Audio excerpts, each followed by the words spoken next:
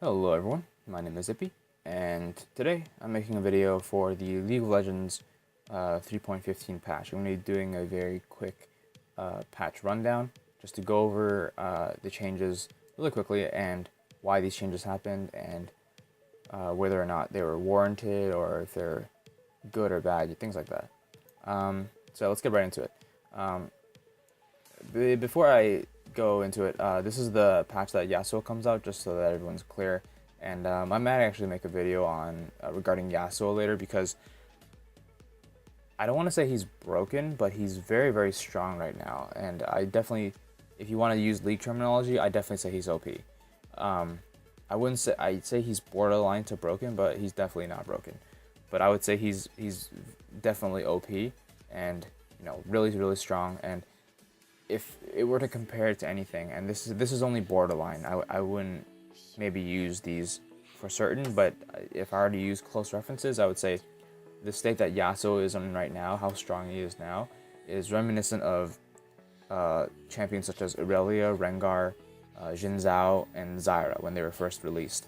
And I'm sure everyone knows how many nerfs those champions have undergone. And that just goes to show that it's likely Yasuo is going to receive a lot of nerfs in the future as well.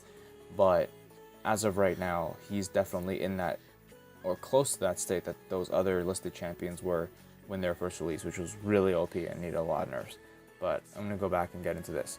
So for this patch, they've changed so that attack speed debuffs now affects champions immediately. This is just things such as Nessus' Wither. For Nasus, when you used Wither on someone, it typically allowed them to get one more auto attack before the debuff really kicked in, just because that auto attack was prepped from the attack speed previous to your debuff being applied. So the second you used Wither, an AD carry would always almost be able to get at least one more auto attack off onto you before they've really felt the effects. This kind of changed it so that, let's say you use Wither on someone, on an AD carry as Nasus, and if the spell hits them, they're immediately going to feel it. So there's going to be maybe like a half-second delay before the auto attack actually goes off in the next time. So as opposed to having the auto attack prepped, so it kicks in and it applies according from the previous auto attack. This is just for things like Gragas Barrel, like a Darius. Darius attack speed slow, Nasus attack speed slow, things like that. So yeah, okay. This is just, honestly, it's just a small change. It's not. It makes sense because true damage is already strong enough. It shouldn't be amplified by any of these abilities.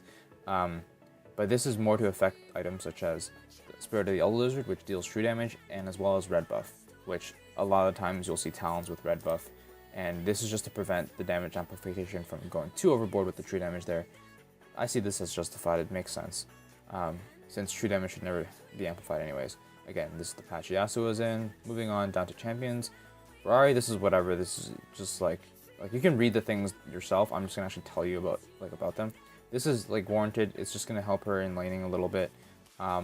This is fine, especially with the nerfs that she got before. I can see this as justified, and I see this as good for her.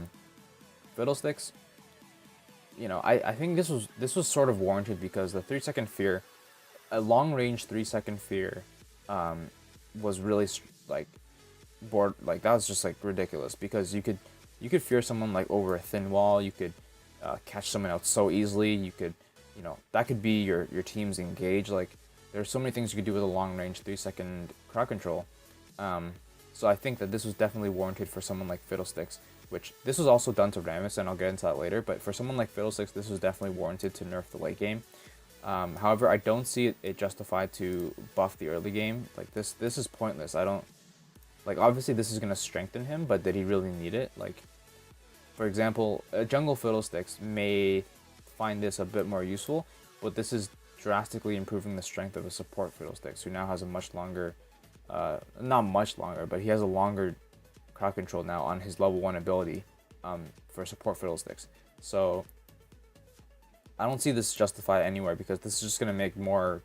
It's just going to make support Fiddlesticks stronger. Now, if that was what they're going for, then fine, but I don't see him needing that strength because he was already strong enough before. This is just a general buff to reduce mana cost. Same for this. And they're doing this for a lot of the alts, so whatever.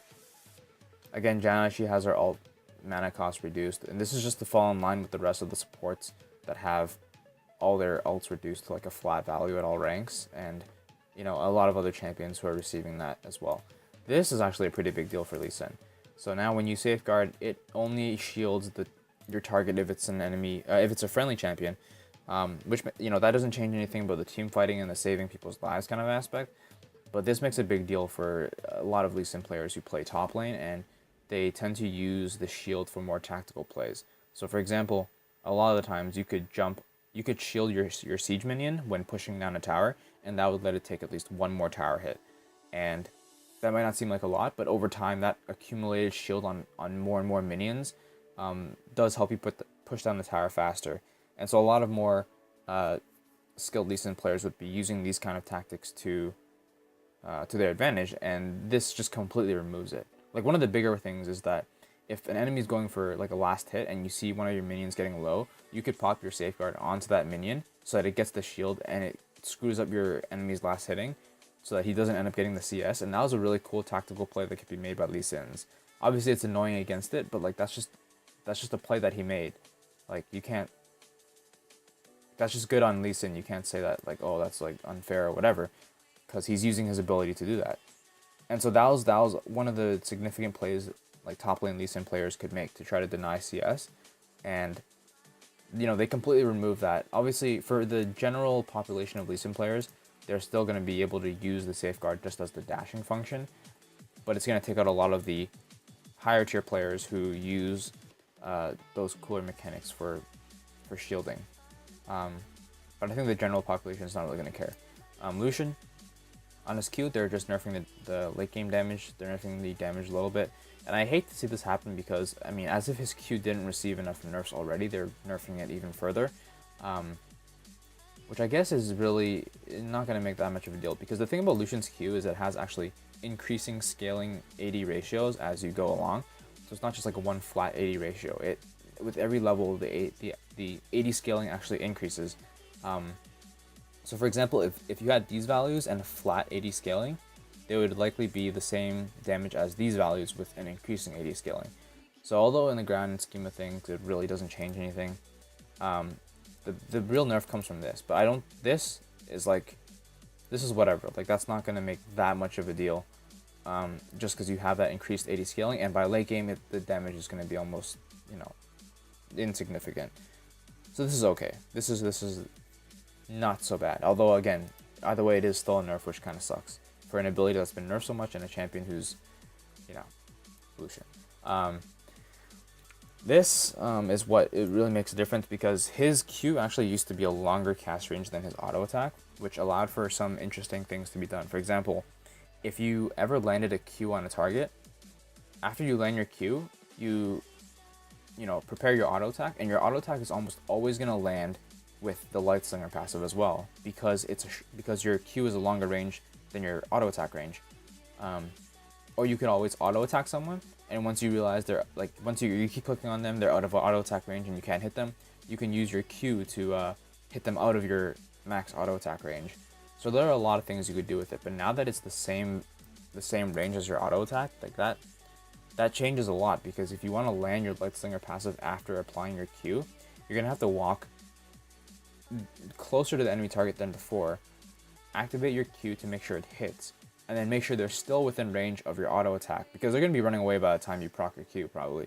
So they're going to be running away, and so you have to run quite a fair distance closer to them to land both your Q and a max range auto attack after this.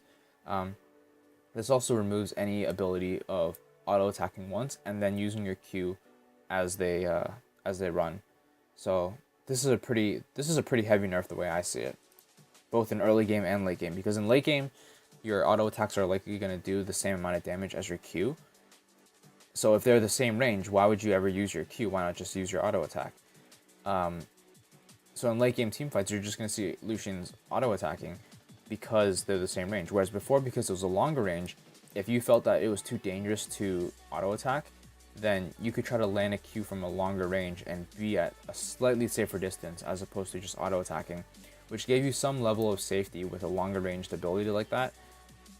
But now that it's pretty much the same range, like, landing the Q is going to be a lot riskier in late game as opposed to just auto attacking. So these are pretty heavy nerfs on Lucian in my opinion. Lulu, like these are all buffs.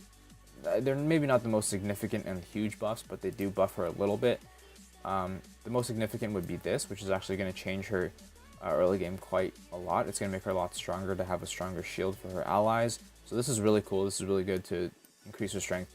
But these are just sort of like small little changes, sort of. I guess you could almost call them quality of life changes. But these are just small changes to, you know, make her a little bit stronger and help her with that. Rammus is what I wanted to get into with the puncturing taunt.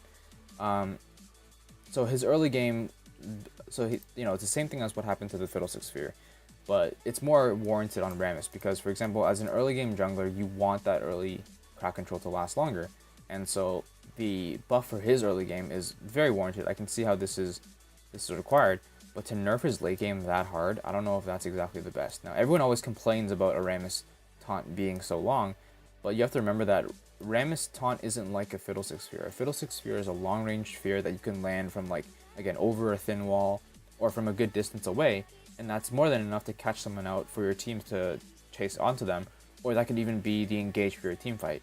Whereas for someone like Rammus, you can't just land a long-range taunt like that. Like, you actually have to play the game of putting yourself at risk, running yourself into the enemy team, and landing that short-range taunt.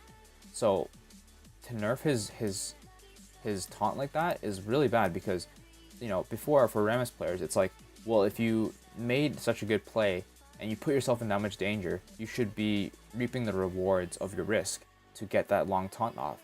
But it no longer has that. Even though you're putting yourself in so much danger, you have such a short crowd control, and sometimes that's not enough for your team to follow up on that, and at the same time, that puts yourself at even farther risk of trying to get these engages.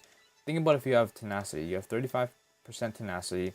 This is going to get reduced to a value of about 1.5 seconds, roughly. So that's the same as an Elise cocoon or like a Shen taunt.